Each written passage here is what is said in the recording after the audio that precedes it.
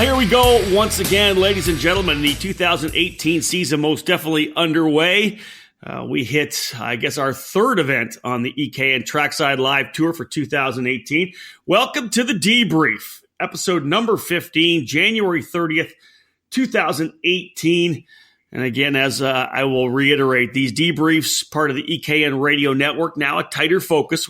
David Cole and I will sit back and look at one particular event that we just attended. And this particular event, we just got back from the opening round of the Challenge of the Americas in Phoenix. Once again, my name is Rob Howden, joined as always by David Cole here on the EKN radio network. And we're pleased that you're tuning in for this edition of the Debrief.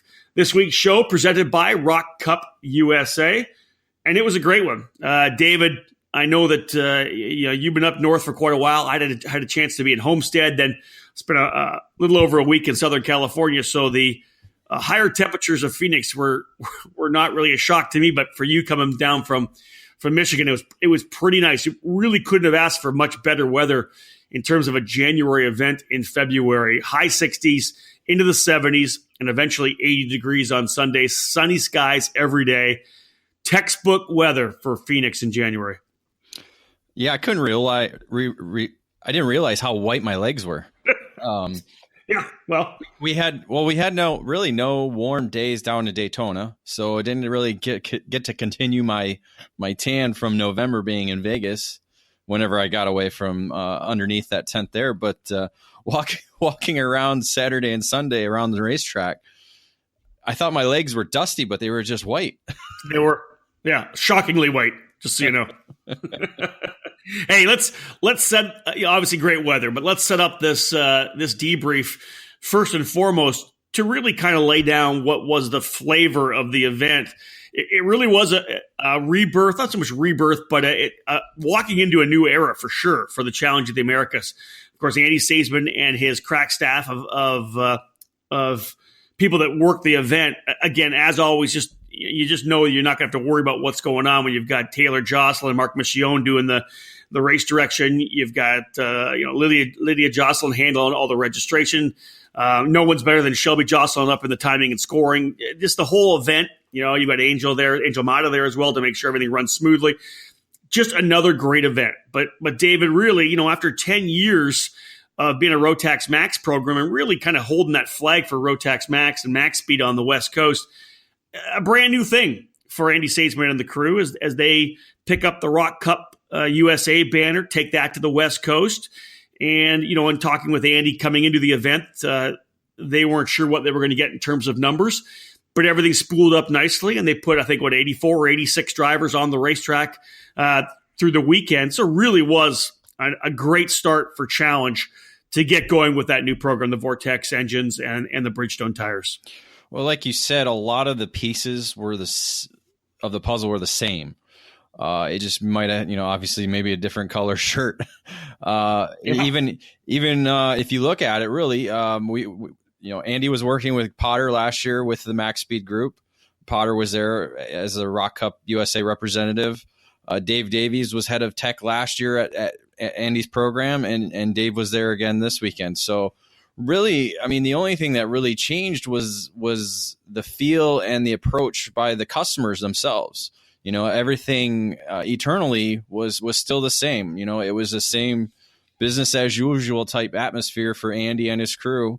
The only thing that was really different was the engine package. So it was more for the customers having to learn, some of them running a Rock engine for the first time ever. So I think that was kind of the biggest hurdle that people had to get over was just dealing with the engine package itself.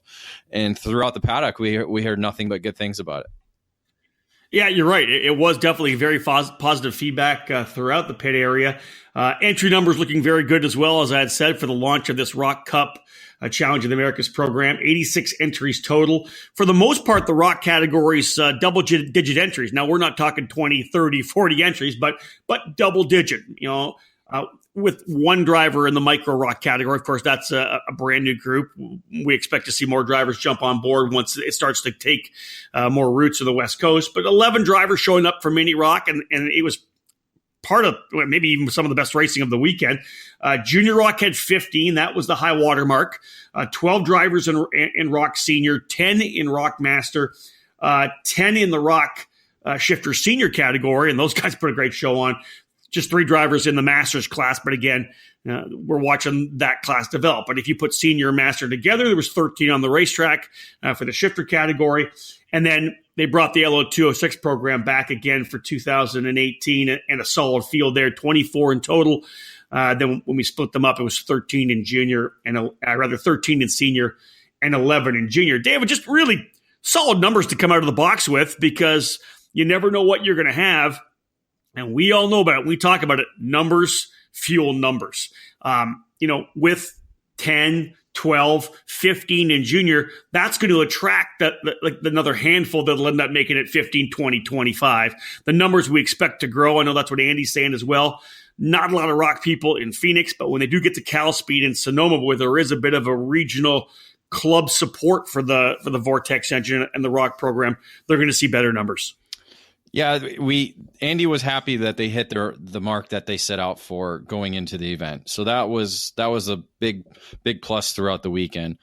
But you said, yeah, there's not a lot of Rock drivers in Phoenix, but there were a lot of Phoenix drivers there. So a lot of them either buying in new packages or taking advantage of the rental program that they had going on.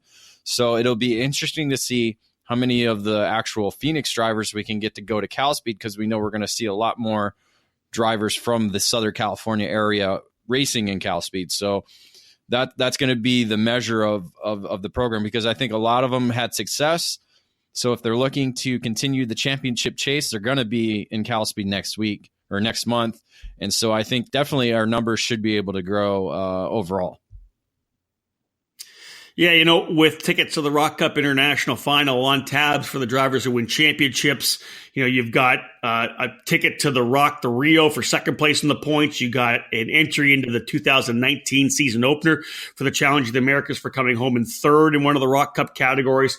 A lot of great stuff up for grabs. And as you said, I think guys from Phoenix who took advantage of the rental engine program or borrowed one or bought one, you're going to see them make the trek to Cal Speed to try to run after that championship, because the Rock Cup International Final at South Garda certainly is an absolutely amazing event.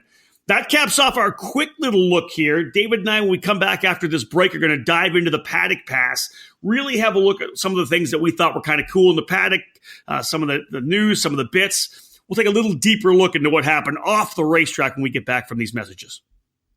If you want to drive the best, drive a CRG. Our countless race wins and championships prove this fact, including taking the KZ Finals at the SCUSA Super Nationals and the CIK World Championships in both 2016 and 2017. Our material is second to none. After years of independent American importers, CRG is now managed directly by the factory and run out of our state-of-the-art headquarters in Texas. CRG Nordam is the American arm of the CRG factory in Italy, and we're serious about success. We stock a wide variety of parts in all of our chassis, from the CRG Hero for the mini categories, to the Heron for tag racing, the Road Rebel for gearbox competition, and the new FS4, which has been designed specifically for American 4-cycle Briggs racing. If you're ready to step up to the national level, do it with a factory race team that competes across the USA. CRG Nordam is a full factory effort with the best personnel and the finest equipment. We're serious about winning, and you should be too.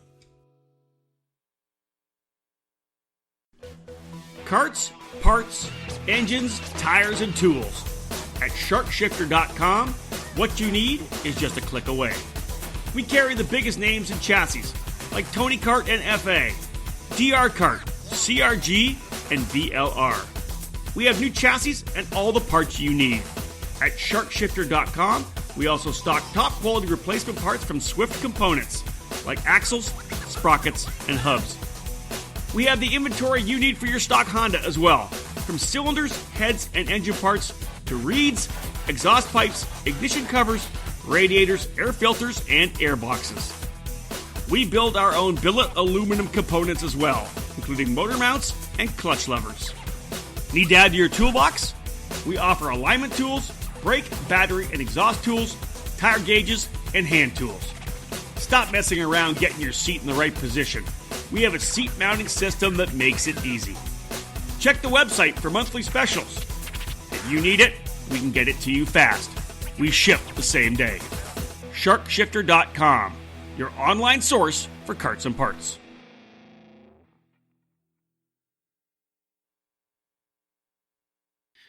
Back here on the EKN Radio Network with episode number 15 of the EKN Debrief as David and I break down the opening round of the Challenge of the Americas that took place in Phoenix this past weekend. The Paddock Pass this weekend brought to you by Nitro Kart.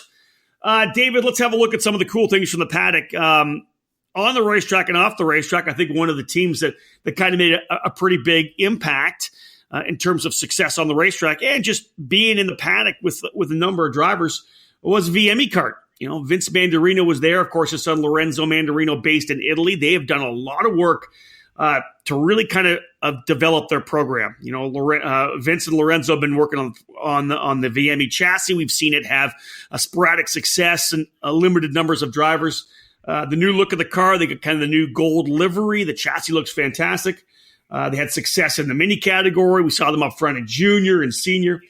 I actually had a pretty good chat with Vince Mandarino, and we talked a little bit about the manufacturing of the chassis in Italy. He let me know that the place that he actually gets the chassis welded up, he actually invested in his own custom jig. They had a couple different jigs they used to build chassis for other companies. He actually invested in his own jig to make sure that that particular jig is the one that builds his karts.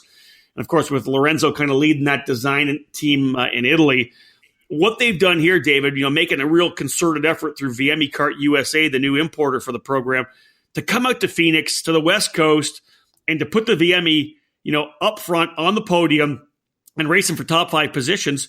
It really was a successful outing for them to try to build some exposure for that great brand. It was. They had a great weekend. Like you said, in terms of numbers, they had a lot of drivers there, but they also did very well on track wise, you know, showing speed throughout multiple categories. The VME thing has been a progression because we saw it begin at a grassroots level with Vince and Lorenzo up in British Columbia, you know, trying to get some support through the West Coast. Then they making the move over to Italy, I think it was really stepped up their game, being on track literally every week, every day. We know Lorenzo's working hard on making sure the chassis is at optimal speed. And I think it's translating now coming over here to the United States and North America, showing well on the tracks here. Yeah, we did hear some news that we think is going to be coming out later this week or next week that I think they've signed another team, another shop to carry the VME line in California. So that's something that people can be keeping a lookout on ekartingnews.com. You know, another team, David, making a pretty solid West Coast debut. Of course, coming off what it was some pretty serious success at the Super Nationals is Kart Republic. You know, we talked about Dino Chiesa's new program. Lorenzo Travasanuto obviously getting success at Supernats, pole, essentially won the main event, but got that start line infraction, then goes to the SCUSA Winter Series and wins there as well on Sunday. So the Kart Republic is already getting some success. But, you know, with that one driver, let's spin around now and see Performance Kart Sport being in the paddock in Phoenix for the Challenge of the Americas. And man, they were able to get some really good top 5s as well. You know, Filip Nimkevich on the podium in the senior rock category as well. Brody Schuchard was battling it out in senior rock, trying to get himself onto the podium on Sunday. All in all, for Kart Republic and Performance Kart Sport, they'll look back at this particular weekend in Phoenix with very fond memories because, man, it was a really good outing for them for Kart Republic as well. Yeah, anytime you have a world championship organization or person even with Dino designing a chassis, you know it's going to be good right out of the box. And that's one thing that the Kart Republic has been able to do, take what they've learned from the Zanardi brand and move it over into this new product that they've developed and are now putting out on the market. You know, with Performance Kart Sport, you know, they've been at the challenge a lot of times, but for Nimkevich being a senior rookie and to go out there and to be able to at least keep pace and be on the podium is a really success. Yeah, he had a little issue there in the pre-final, I believe it was on Saturday. Started at the tail of the field, then kind of worked his way forward, which I thought was impressive, especially for, as you said, a rookie senior driver, Philip, doing a good job getting him up in there. And again, just a good debut on the West Coast and in the challenge for Kart Republic. There's a lot of cars out there. They've got a very distinct livery and obviously a successful chassis that has the ability to run up front. I'm excited to see what they do when they get to Cal Speed for the next rounds of the series. Another team making an impact, of course, traveling all the way down from Edmonton, Alberta, with a handful of Canadian drivers. K&K West, Jimmy Gregory and his crew ran in the Rock Shifter category. They had drivers in LO206 Senior and LO206 Junior. The crew from K&K West, they were all smiles on Sunday night. They had a good time. They got out of the cold in Canada. They made the long trek down to Phoenix. Had a blast.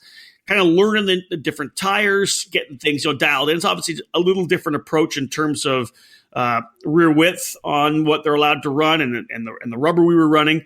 But I like the fact that they were all smiles on Sunday night when we were doing the podium. They had a great time, and really that is something we hear all the time about the challenge. You come out, you come down, you have a good time and enjoy yourself. For sure. And we've seen a lot of Canadians come down throughout the years that we've been with the Challenging Americas. So it's good to see, some newer faces coming down from north of the border. Not just you, everybody's getting tired of seeing you coming down, but I agree.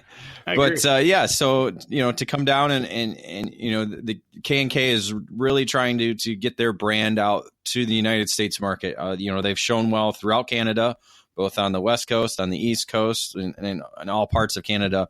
So now I think they really want to hit the United States market well, and this was a way to kind of introduce it to not only the Southwest market, but just the United States in general with our coverage of the event.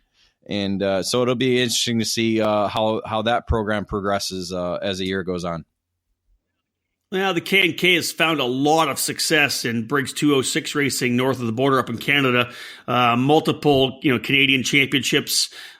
We got a chance to see the shifter kart category, the shifter kart chassis as well as they were. We don't usually see that up in Canada, but they were on track with K&K West in the shifter kart class too. But you're right, they came down to Phoenix, getting some national exposure here on ekartingnews.com with the EKN Trackside Live coverage. We're talking about it here on the debrief as well. So I think K&K will be a brand that we're going to see more of in 206 and the other categories as well throughout 2018.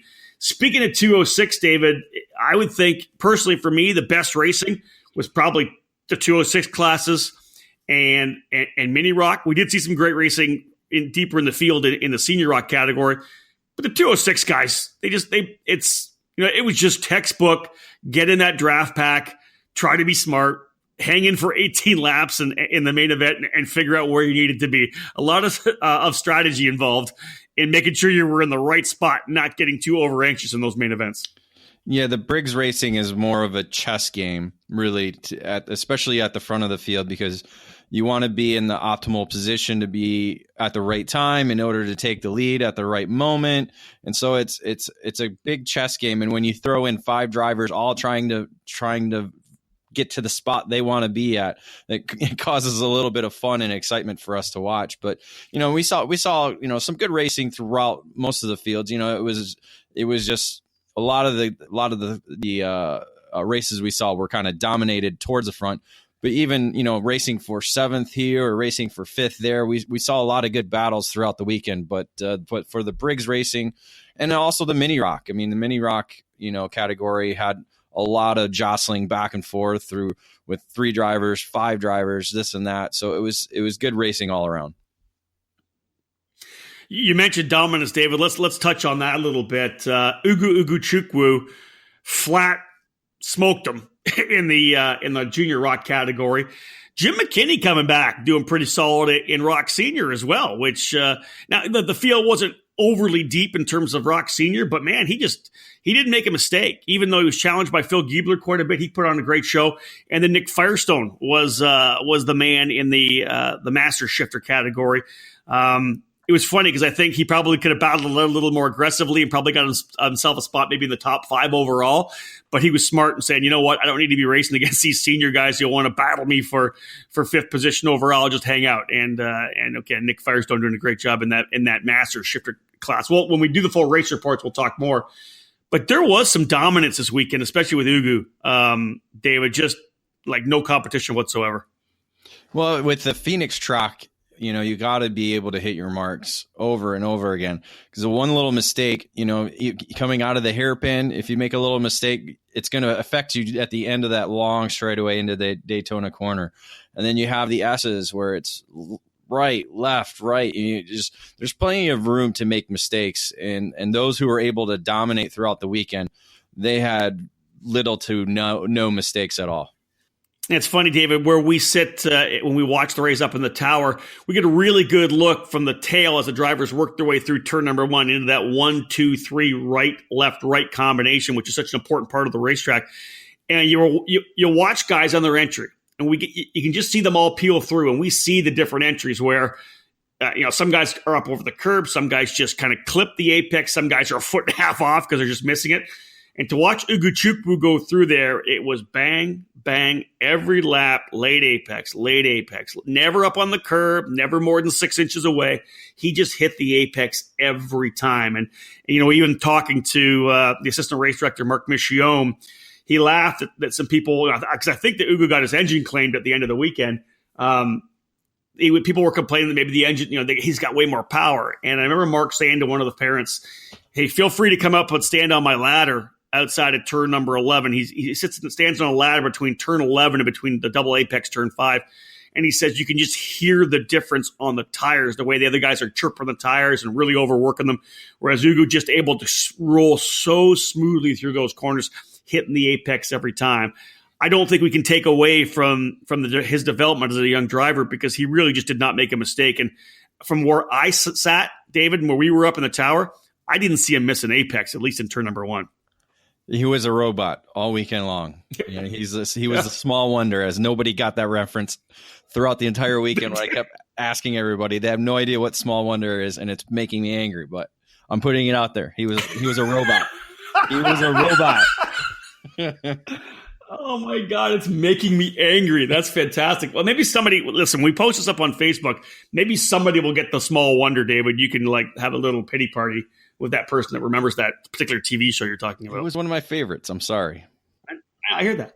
Like we said, some really good dominating performances. The track was solid. As always, the good folks from the PKRA had the place spick and span. The staff, the corner workers they have been around the sport for a long time. That's one of the things I love about going to PKRA. All the corner workers are all the same guys we've seen. They've been doing it for a long time. They know this sport.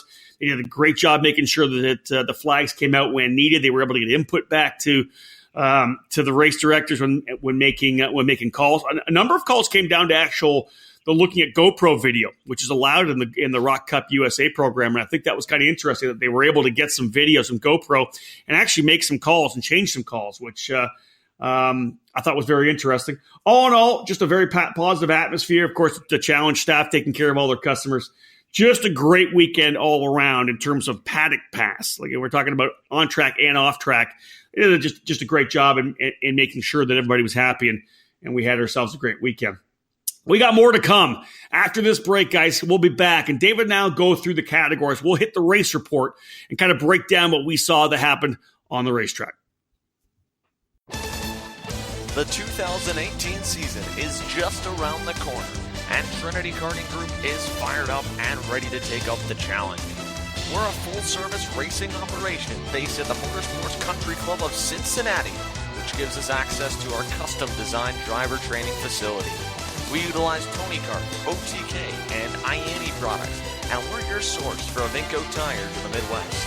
For 2018, we have Arrive and Drive race programs available for the Superkarts USA Winter Series and the Pro Tour, the WK Manufacturers Cup, and of course, the KRA Series at Newcastle Motorsports Park.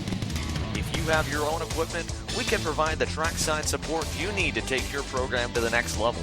If you're interested in running with a professional team with full support, coaching, and hospitality, give us a call.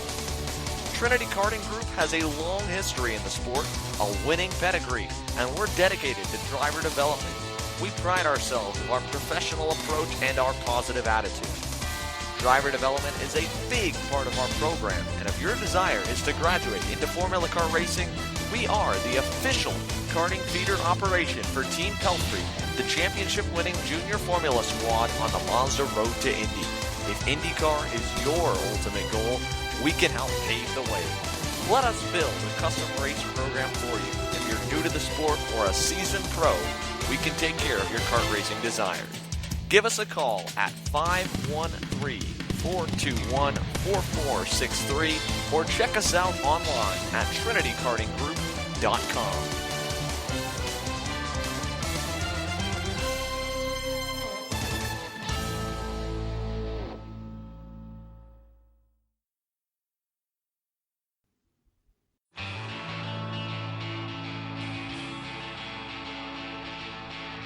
Are you ready to start making money for winning races?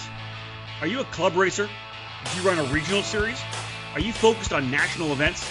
It doesn't really matter, because you're all eligible to start cashing in on your performances. Alpha Kart USA, the American importer of the Alpha Kart chassis, is changing the game with their new $1.5 million contingency purse program. That's right, we're going to pay out up to $1.5 million. Win a race, win money. Cold, hard cash. Buy a new Alpha Kart Tiger 40 or Storm Evo along with a team suit from Dams Inc. and Alpha Kart USA, and you'll set yourself up to support your racing program. With our program, national event victories will pay from $1,250 to $3,000 to win. Regional races will pay from $750 to $1,250 to win, and club races will pay $250 to win. Some of the series included are the SCUSA Winter Series and Pro Tour, the United States Pro Kart Series and Route 66 Series, the California and Texas Pro Kart Challenge, the Rock Cup Florida Winter Tour, Challenge of the Americas, Rock Festival, and Rock the Rio, the Gear Up F Series, and astonishingly, every single club across the United States. It's time to race for money, not trophies. Win on an Alpha Kart, and we'll support your program. For full details and requirements, head to damsinc.com. That's DAMZINC.com.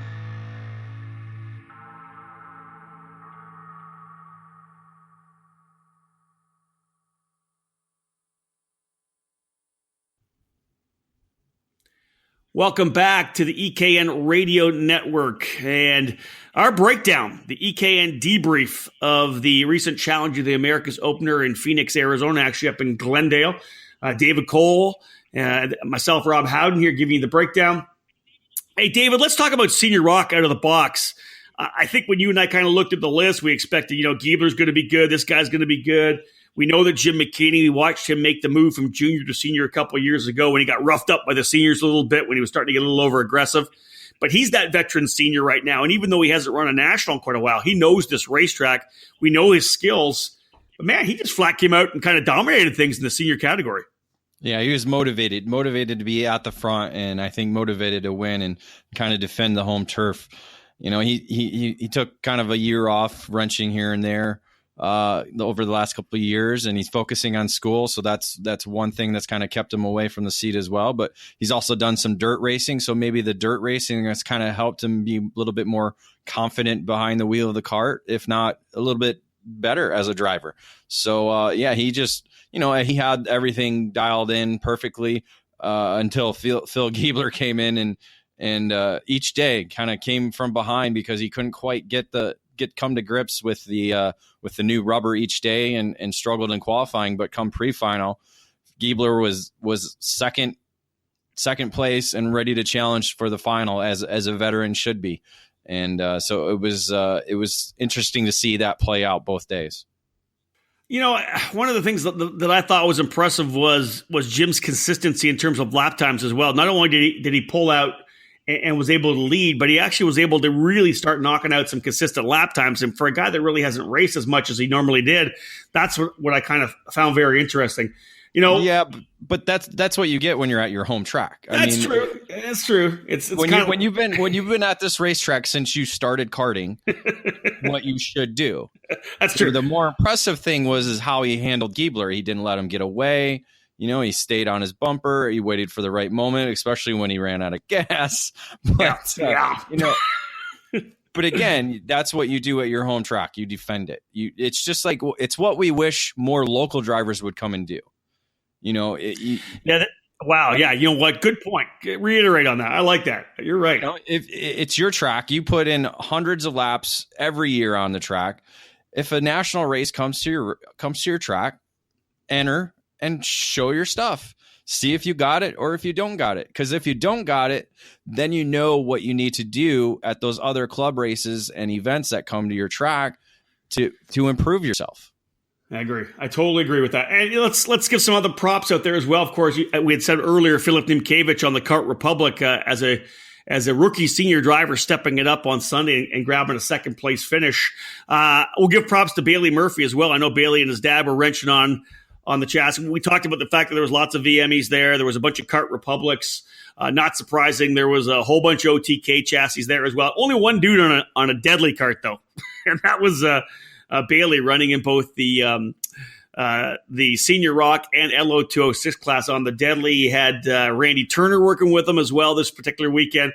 And Bailey kind of a rock and rolled. It was fun on Sunday. He battled it out with Brody Schuchard for the final position on the podium on Sunday. And it was cool to see Bailey get in there and get scrapping away at it. That was some fun. That really was some fun racing, I thought, in the Rock Senior class. Well, he's kind of the driver that I'm kind of talking about. He loves it when these big races come to his track because he wants to get out there and he wants to jostle around with some of these bigger names that come to the racetrack. So with him on a probably 2-year-old, if not older kart, racing against these brand new OTKs, these brand new Kart Republics, brand new Ricardo karts, going out there with 2 to 3-year-old equipment. That's pretty impressive. You're right. That's a really, really good point. And Bailey is that guy that'll come out all the time and battle. It doesn't matter who comes to town. He's going to try to get out there and race these guys hard. And you're right. On an older chassis, the deadly, only guy out there with the deadly as well. No information coming from other sources in terms of chassis setup. You got to give him extra props on that. Don't need to talk too much about Ugo Chukwu because we already did it in the paddock pass. He flat blew away the junior rock field. 0.3 of a second, essentially quicker than the competition all weekend long. Impressively consistent.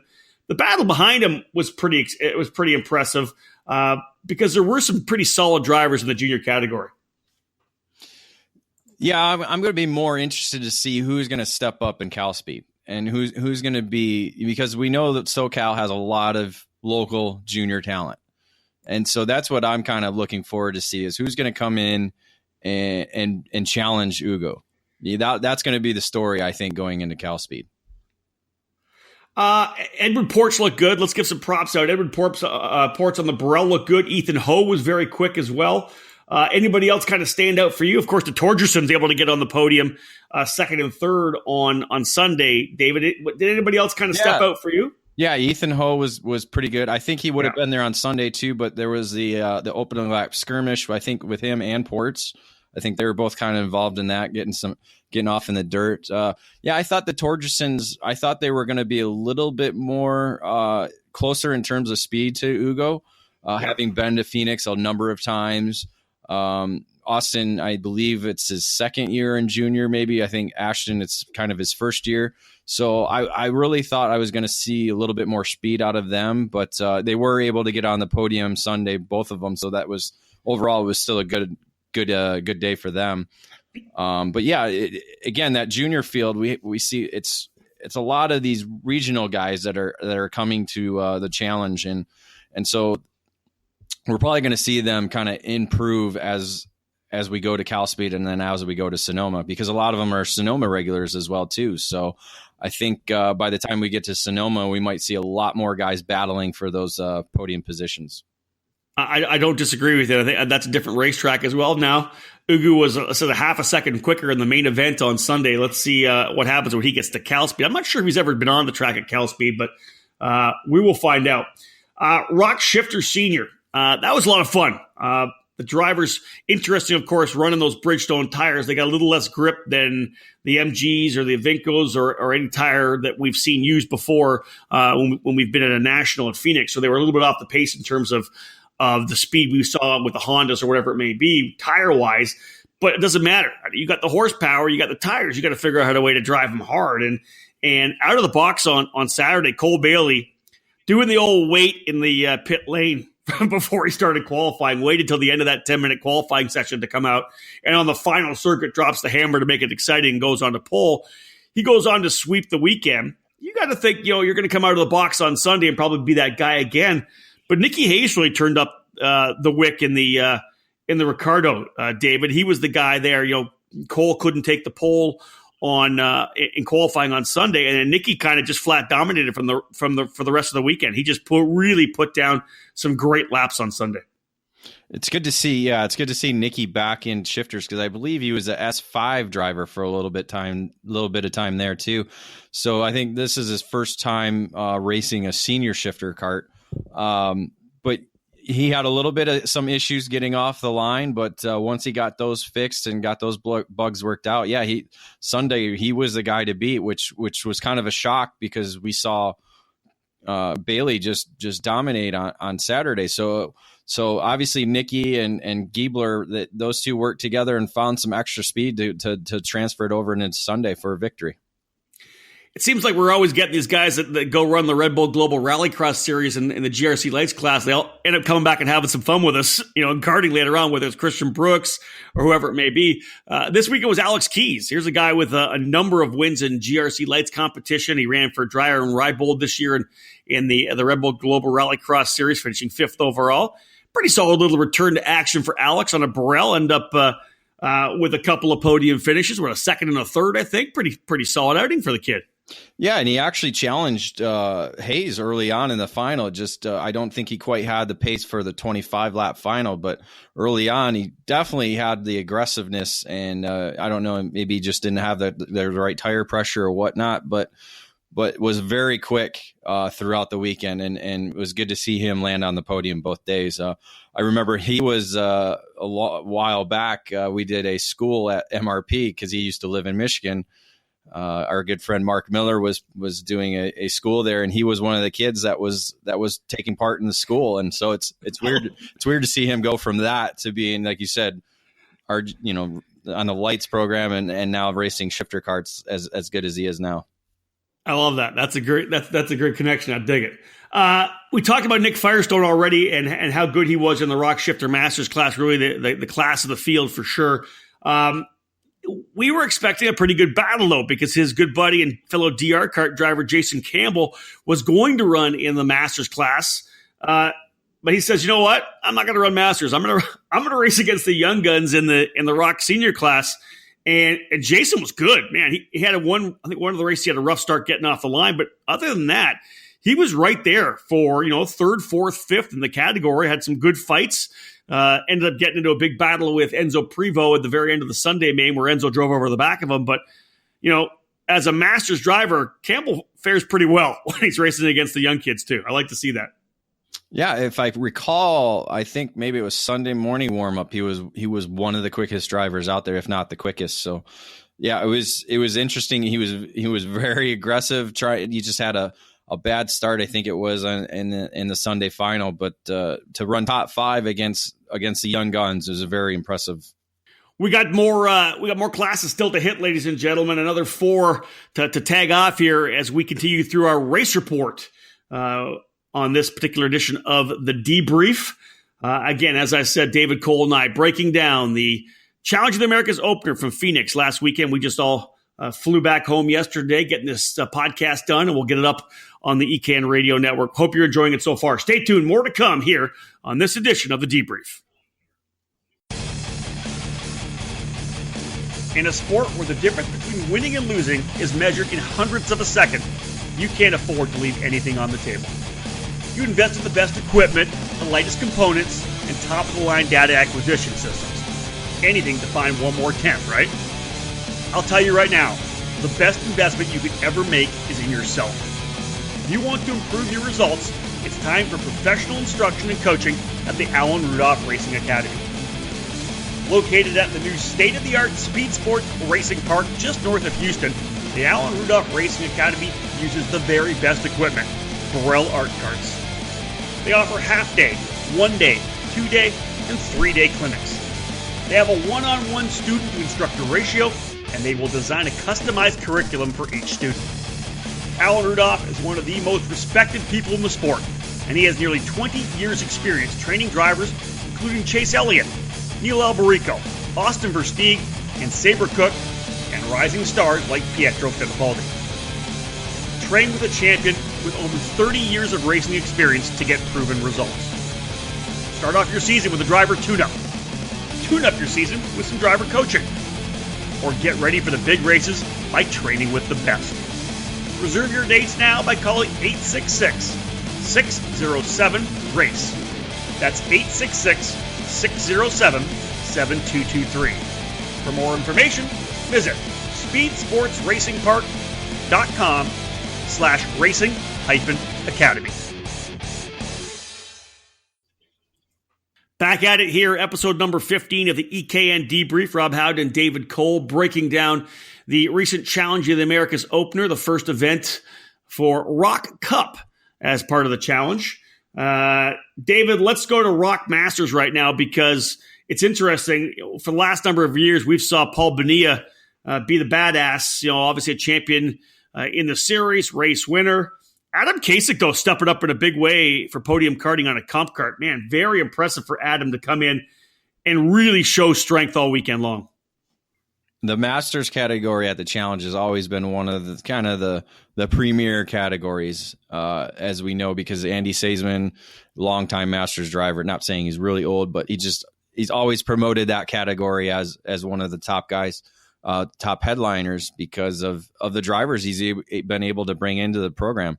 We've got the Falcone, the Crow, the Bonilla, last couple of years it's been Cleveland. And now we have the new guy, Adam Kasich. I mean, he came in. We know he's had the ability to run up front at another of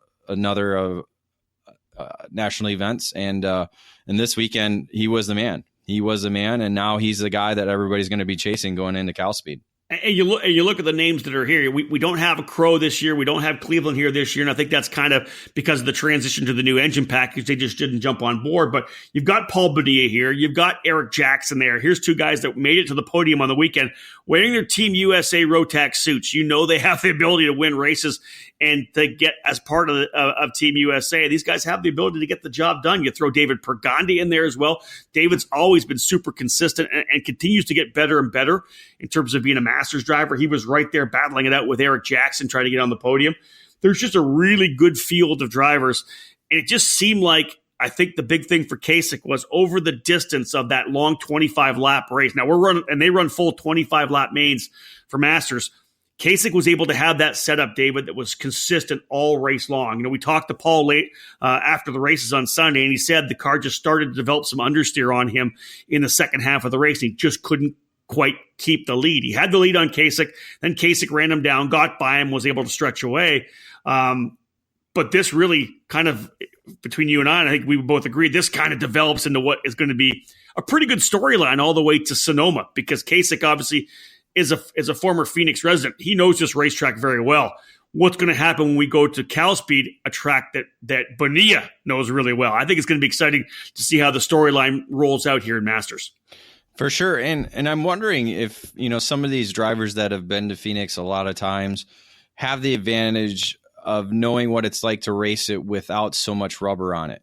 A lot of the events we've been to at Phoenix, the track really rubbers down. But not so much. I'm not quite sure where the track was this weekend as in compared to other weekends that we've been there, because it, obviously being on the Bridgestone tires, it's a completely new ball game for a lot of these drivers. They've never been on this type of compound before. Yeah, and that probably plays to the more experienced drivers who know how to evolve their chassis setup when they're taking the input from what the tires are telling them, what the chassis is telling them. And again, it plays well to the guys that know the track as well. I think that played for a lot of drivers here. We saw some local guys really step it up. In Mini Rock, some aggressive racing. There was a little bit more contact than I think I probably would have expected. A couple drivers were out there were a little bit on the rough side, but all in all, a big win for Enzo Swan on Saturday, able to score the victory over Chase Gardner and Kai Sorensen. David, there's a really good handful of drivers right now in this class that are going to run up front, I think, all year long. not only in this program, but in other programs as well. But to watch these guys in this mini rock class, you throw Parker DeLong in the fight there as well. There was just great racing in this class all weekend long. Yeah, it was kind of like the Briggs classes where we saw it was a chess game, or these kids, these 10 to 12-year-olds they're playing chess out there at 50 miles an hour. So it's interesting. Sometimes the move works, sometimes the move doesn't work, and it's part of learning. Because again, these kids are learning out there. They're not going to do everything perfect. So we got to sometimes take a step back and be like, okay, it might not have been the right move to make, but now we're learning. As we say all the time, mistakes are only an opportunity to learn. It's not like a mistake is the worst thing in the world, but these drivers, when they learn from their mistakes, just make them better and better, and that's where this racecraft develops. On Sunday, big win actually for Chase Gardner on the VM. He gets his first major national victory, and he earned it, David. It wasn't like a couple guys got together and he ended up being the only guy out front. He was in the middle of a battle with Sorensen and DeLong, issue for Swan getting taken out early, but Chase Gardner was able to win over what was a really serious battle between those two drivers all race long. Yeah, it could have been anybody's race. It looked like, Parker was kind of waiting in the wings, but nothing ever really developed for him to be able to take advantage. So Gardner was able to be triumph with, I think, DeLong trying to get by Sorensen for second. So he was able to get away in the final corners and reach the checker flag first. How about the 206 categories? We talked already earlier in the broadcast about how great the show was. In senior, 3 different drivers able to win heat races. For you and I think we probably went into the main with no idea who was going to win. Although I think Micah Hendricks probably was the most impressive overall throughout the race, and just his ability, his kind of calmness and poise in the heat races. Jensen Altzman was able to win. Hendricks was able to win. Torgerson was able to win a heat race in senior. To be honest, I had no idea who was going to come home with the win when we started on Sunday. No, you add in McKinney and Bailey Murphy, who ran senior rock, but are also locals, so they run the Briggs stuff too. And so you had 5 drivers who have all had hundreds of laps around Phoenix. It was basically a crapshoot. It was like, okay, yeah, any one of the 5 was going to win. And that's what it looked like as the race progressed, because they were going back and forth. Hendricks fell back early. It didn't look like he was going to be able to knife his way through the other 4, but then, you just never know. And things kind of unfolded where he was able to put himself in second position. And from there, boom, right to the win. Yeah, that for me, that was interesting. Obviously, an issue early for Hendricks, but he was just real relaxed driving one of the VLR chassis. You're right. He was able to, he was 5th, I think, and then he went to 4th. And then, I started talking about strategy midway through the race. Who's gonna start making the move to get into that challenge position? Who's gonna get into second, where kind of where you wanted to be? And then he went to 3rd, and then Mike went to 2nd, and it's all of a sudden, hey, you know what? This guy's playing this really, really well. Everybody else was kind of battling behind him. McKinney was having trouble staying with that. The whole group, as was Bailey. He just kind of struggled a bit there, just didn't quite have it. And once you lost the draft, you're going to get yourself in trouble. But then they'd race up front, you close back up again. But then, of course, Hendricks going for the win afterwards. I was impressed overall with the way he managed that race start to finish. But again, as you said, it really was up for grabs. But I think a well-deserved win for Micah Hendricks. Of course, $500 cash as well from Andy Saisman as part of the non-championship series. The 206, anytime we go somewhere, it still puts on a great race, David. It's not the outright speed. We're not 70, 80 miles an hour at the end of the straightaway. But the racing is always so good, and it really does, I think, put so much pressure on racecraft and knowing what chassis you have, what setup you have, how good your car is, and where you need to be at the end of the race. There's so much strategy involved. Yeah, and it could sometimes it could be a great race, but it just sometimes it might have that opportunity where it's going to be okay. We just sit around and wait till the last lap. So thankfully, it wasn't that. A lot of times you could see that where I'm just going to sit in second place, push this guy around, and then wait till the last lap, and boom, go for the win. So. I don't think they were allowed to do that because we had 5 guys in that lead group. everybody wanted to be in second. That was kind of the thing, right? You're never really safe in second. It's not like anybody could ever stretch away. And that's one of the things I think about Phoenix too, because when you come out of the hairpin turn 8, it's such a long run all the way down to turn 10, the right-hand Daytona, which is essentially almost flat out in a Briggs. And you would see guys get maybe 2, 3, 4 kart lengths coming out of turn number 8 because the guy kind of blew 8 a little bit. Well, the minute they would come through the kink turn 9, they would just roll up in the draft, and we started all over again. So, and similar in the 206 junior class, Toby Longnecker looked to me to be the driver to beat throughout the weekend on his VLR. But, there was some issues in the heat races where there was some incidents on track. We had a lot of carnage over in turn number 11. At one point, Logan Calderwood was able to jump through and get out of a lap 1 or a lap 2 wreck in turn number 11, David, that off-camber left-hander, and he was able to stretch away. And he was able to put the car on the pole with some consistent runs in the heats. So, all in all, while Longnecker, I think, may have probably had the opportunity to win outright, it was Logan Calderwood who was able to be in the right spot. And I'll give Logan complete props. Handled that last lap beautifully. Longnecker in second. And Tuesday Calderwood doing a tremendous job all weekend long to be able to grab third. A solid podium for Tuesday as well. Yeah, so we had 2 sets of siblings on the same podium. So you have Torgersons and Rock Jr., and then you have the Calderwoods in 206 junior. So it was pretty cool to see that. I liked it. That wraps up our race report and our breakdown from the Challenge of the Americas opener in Phoenix, Arizona. David, we'll be heading to Cal Speed for rounds number 3 and 4. Looking forward to that. Let's have a look quickly at the EKN Trackside Live race calendar, brought to you with this episode by Streeter Superstands. February 9th, 10th, and 11th. Before we head back to the challenge, I'm going to head down to the SuperKarts USA Winter Series finale, the doubleheader weekend at Ocala Grand Prix.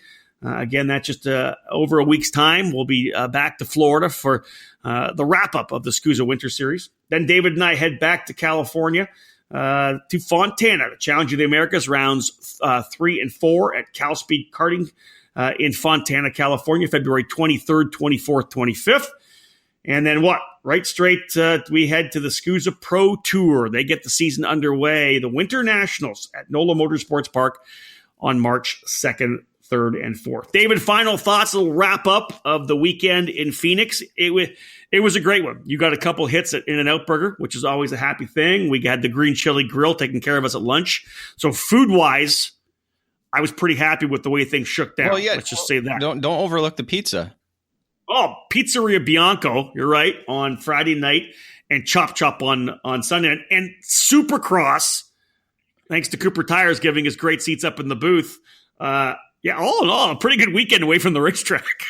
Yeah, me and Ralph Shaheen had some kind of eye contact, I'm pretty sure, when we were looking over at the Fox Sports broadcast booth.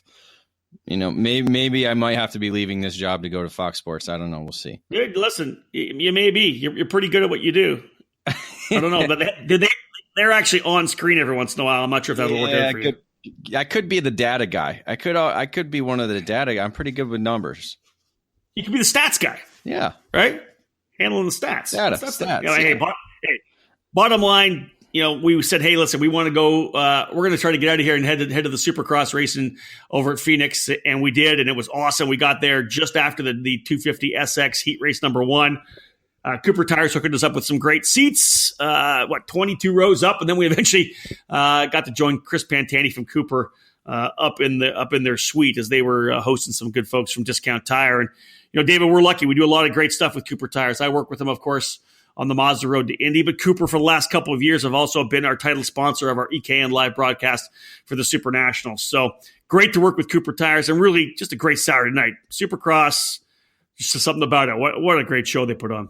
Yeah, it was a great show. I thought it was like an all-day thing where you had to be there at like 1:00, but I didn't realize it. Boom, it's like a football game you're going to, or a basketball game. It's great that they kind of condense it all in that little bit. There's not a lot of downtime for either repairing the track or this and that. They always have something going up on the big screens. They had the kids in the KTMs. That was pretty cool to see those guys going around. It was a great show. That's a discussion that we could have a lot. Could we? It's just so different to what we do. Those kids, 7, 8 years of age. KTM coming in, providing everything. They don't have to pay for anything. They get to come in. They get to run at the Supercross, local kids in the KTM series, the kids series there. And that's just not something we have in karting. Our 7 and 8, 9-year-olds, everybody wants them to be the superstars and right in the middle of the national series race. And it's just such a different approach to how to get these young kids into the sport. It is. And then we capped it off with Waffle House. Don't forget Waffle House. I mean, we went to Waffle House afterwards. We That's had right. Pretty much everything, but I think Chinese. Man, you're right. We did Pizzeria Bianca, which was badass. We did Chop Chop, couple of In-N-Out burger hits. We got Waffle House and Green Chili Grill. Their burrito was absolutely badass. A little spicy on the spicy side, but yeah. So food-wise, entertainment-wise was awesome. The hotel was fantastic. We slept well, worked our tails off. Racing-wise, though, you know what? I'm going to say at the end, a huge positive for the Challenge of the Americas to be able to get out of the box, on what really is walking into a new era for the program. Andy Seisman kind of, I got to say, he rolled the dice. They ran Rotax Max for 10 years, and to be able to essentially rebrand the series with Rock and Vortex and Bridgestone, a bit of a gamble for Andy. But again, as we said from the very top of the broadcast, Dave, when the program, the people he has, the staff he has, the infrastructure for the Challenge, it really doesn't matter which engine package they would run.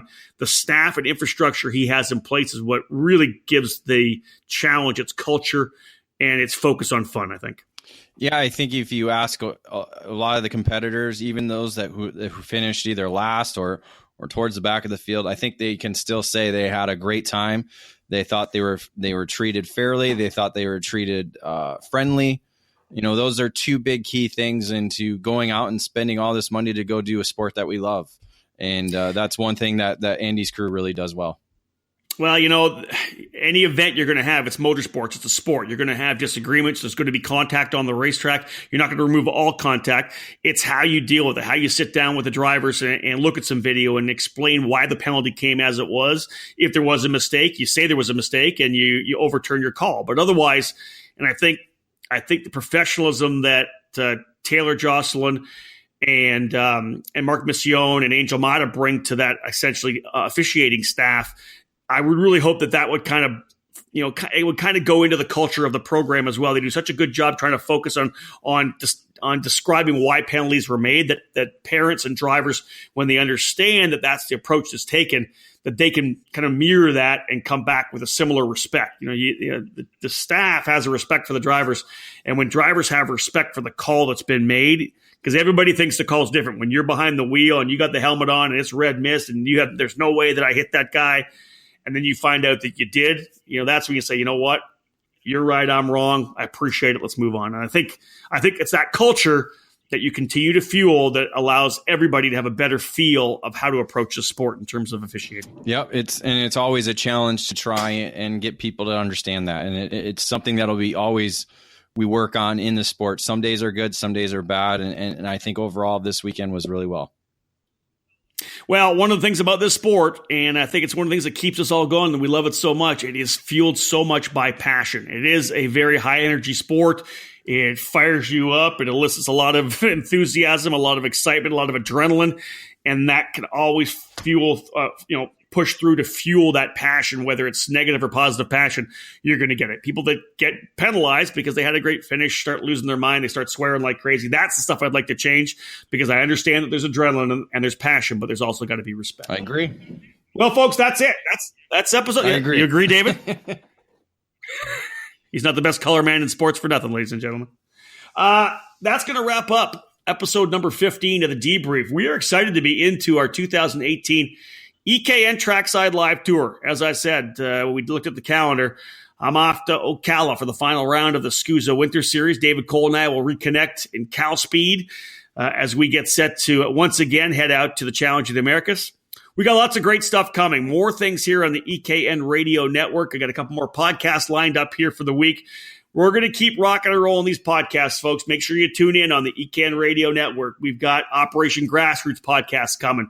We've got some more industry insider interviews lined up. David and I have a couple other Fast Five interviews getting ready to go.